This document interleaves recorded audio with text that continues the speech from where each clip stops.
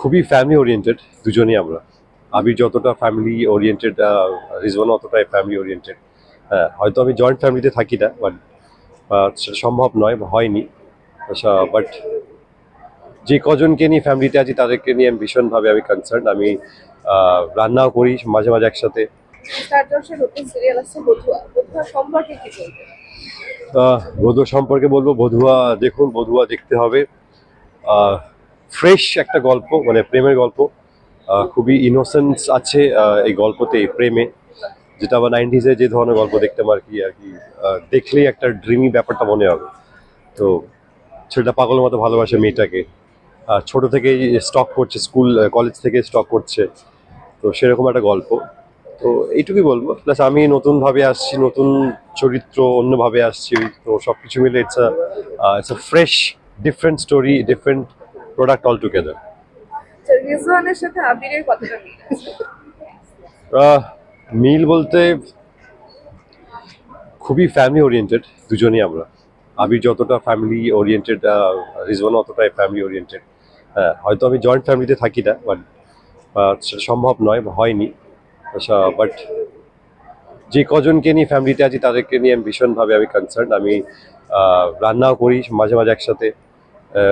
তো মজা ঠাট্টা সব রকম গল্প সব কিছু হয়, তো মিল সেদিক থেকে আছে। যে আবির যেভাবে পরিবারকে ডিরেক্ট বলতে পারছে যে বিয়ে করবো বা বিয়ে করতে চাই, আমার বিয়েটাই দেওয়া হচ্ছে না, এরকম ভাবে রিজওয়ান কি বলতে পারবে? না না, পারেনি, পারবে না মনে হচ্ছে। ওই ওই জায়গাটা মিল নেই। আর এই 90s এর প্রেমের ভাব কি রিজওয়ানের মধ্যেও আছে? হ্যাঁ, ডেফিনেটলি। আমার মনে হয় প্রেম এরকমই হওয়া উচিত। সমস্যা হয়ে গেছে, আমরা অ্যাকচুয়ালি হাইব্রিড জেনারেশন বসবাস করছি।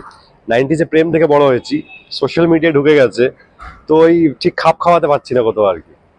ওইটা সমস্যা। জেন জির সাথে প্রবলেম হয়ে গেছে।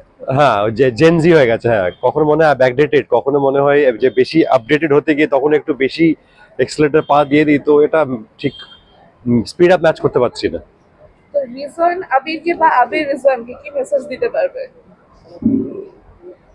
দুজন দুজনকে কোনো মেসেজ তো দিতে পারবে না, একটাই কথা বলবে, নিজের ইউনিভার্সে ভালো থাকার চেষ্টা করো। Things will be fine and everything will be good with time. Okay, আর দর্শকদের কি বলবে? ভালোবাসা দিয়ে যান শুধু আমাকে। আপনাদের কাজ একটাই, ভালোবাসা দিয়ে যান আমাকে, ভালোবেসে যান। আর কিচ্ছু করতে হবে আপনারা, কিছু করতে হবে না। আমি শুধু ভালো ভালো কাজ করব, ডিফারেন্ট ডিফারেন্ট ভালোবাসার গল্প নিয়ে আসবো। কখনো অ্যাংরি ইয়াংম্যান হয়ে, কখনো বয় নেক্সট ডোর হয়ে আমি আসবো। এটুকু করে যাবো। আপনি শুধু ভালোবেসে যান আমাকে, আর আমার শোগুলোকে বা আমার ছবি বা আমার সিরিজ যেটাই করছি তখন সেটা হিট করে দিন। That's it. আচ্ছা, এই যে নেক্সট ডোর বয় বললে, তাহলে যদি কোনো ছেলেরা সিরিয়ালটা দেখে, ডেফিনেটলি দেখবে, তো সেই ছেলেরা তোমার সাথে কতটা রিলেট করতে পারবে, আবিরের সাথে কতটা রিলেট করতে পারবে?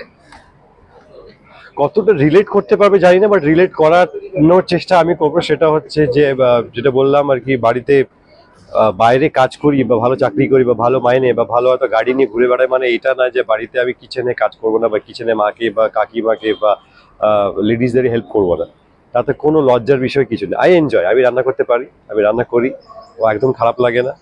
তো এই দিক থেকে আমি বলবো রিলেট করা উচিত।